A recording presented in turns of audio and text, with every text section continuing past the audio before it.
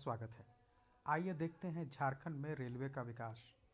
Railway से संबंधित एक आध सवाल झारखंड की एक परीक्षाओं में जेपीएससी जेएसएससी में पूछा ही जाता है।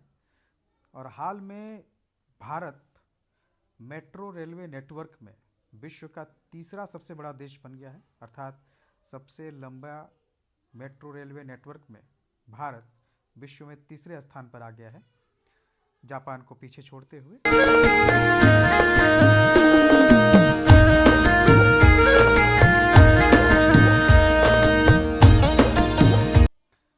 तो झारखंड में रेलवे के विकास, उससे पहले थोड़ा भारत के रेलवे के विकास को देखते हैं। तो भारत में रेलवे विकास की पहली योजना 1831-32 में बनी थी मद्रास में, और ये घोड़ों पर आधारित थी।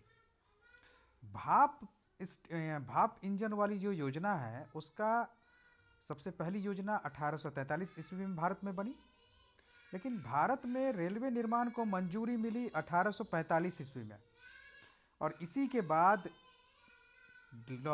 लॉर्ड डलहौजी, जो कि पहले इंग्लैंड के रेलवे बोर्ड के चेयरमैन रह चुके थे, उन रेलवे के जानकार व्यक्ति लॉर्ड डलहौजी को भारत का गवर्नर जनरल बनाकर भेजा गया 1849 में।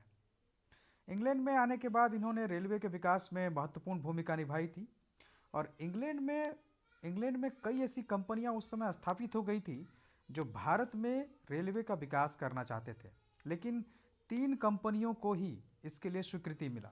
एक ईस्ट इंडियन रेलवे कंपनी, दूसरा the great Indian peninsular railway, और तीसरा मद्रास रेलवे कंपनी।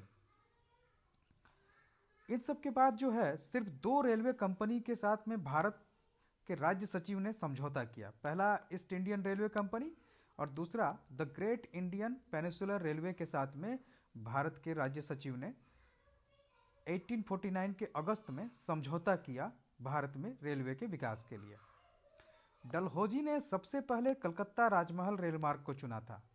1849 में इसका काम ईस्ट इंडियन कंपनी को दिया गया और सितंबर 1850 में 1850 में इसका काम शुरू हुआ, और ये जनता के लिए शुरू किया गया 3 फरवरी 1855 में। इसका काम भले पहले शुरू किया गया था, लेकिन ये काफ़ी बाद में इसका पूरा हुआ काम, और जनता के लिए 1855 में शुरू किया गया। अगर ये पहले पूरा हो जाता तो ये भारत की पहली रेलवे लाइन होती। दूसरा जो प्रोजेक्ट डलहौजी ने चुना वो बम्बई और कल्याण के बीच का था।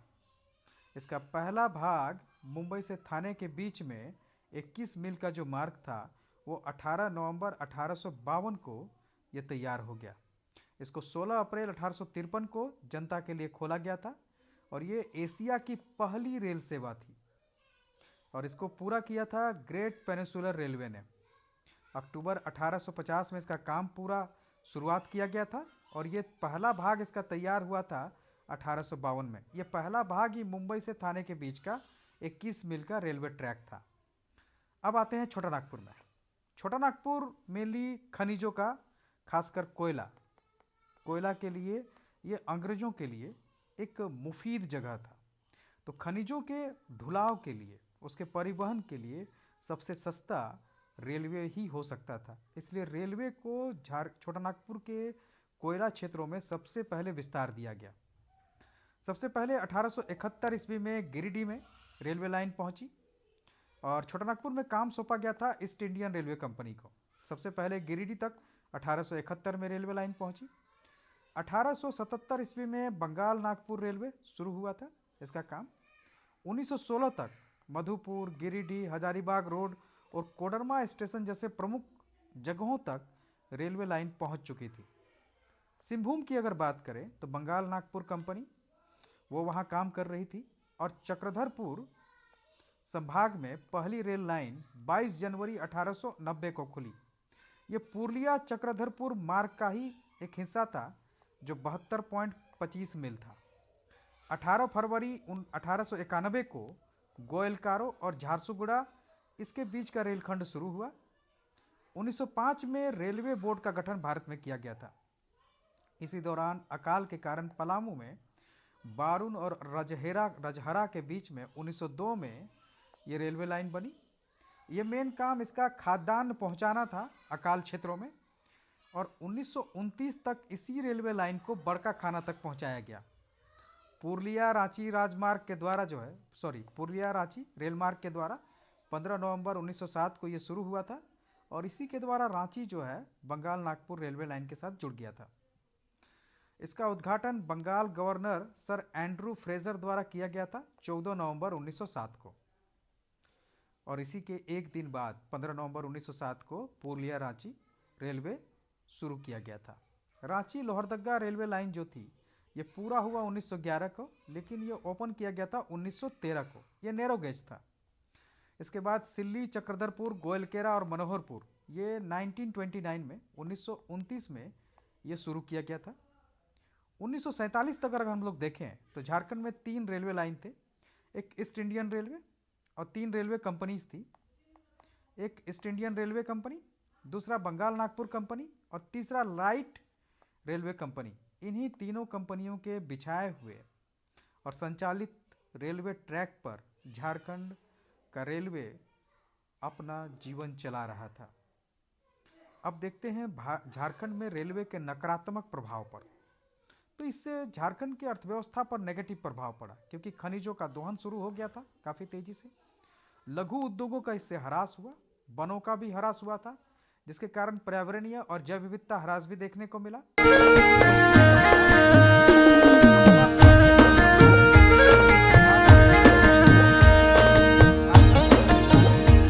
शासन में ये रेलवे सहायक हुआ था। बीमारियों से बड़े पैमाने पर आदिवासी मजदूरों की मौतें भी हुई थी। अगर कुछ पॉजिटिव हुआ था इस रेलवे लाइन के विकास में, तो एक टिस्को जैसे सबसे पहले एशिया के स्टील कंपनी का स्थापना झारखंड में हो सका। पलामू में अकाल के दौरान अनाज का परिवहन किया गया था।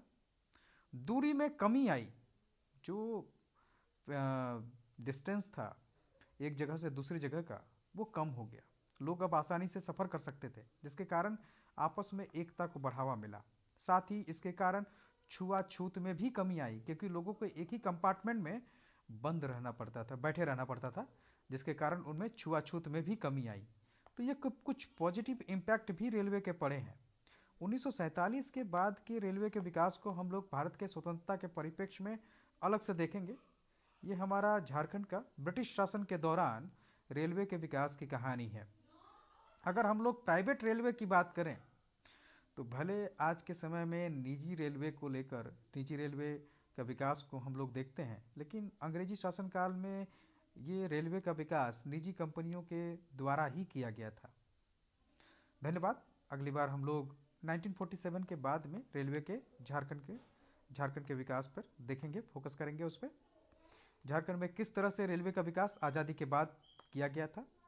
कई कंपनियां तैयार की गई, भारतीय रेलवे ने अपना विस्तार किया और उसके क्या लाभ हुए, इन सब घटनाओं पर हम लोग नज़र डालेंगे अपने अगले वीडियो पर। तब तक के लिए धन्यवाद।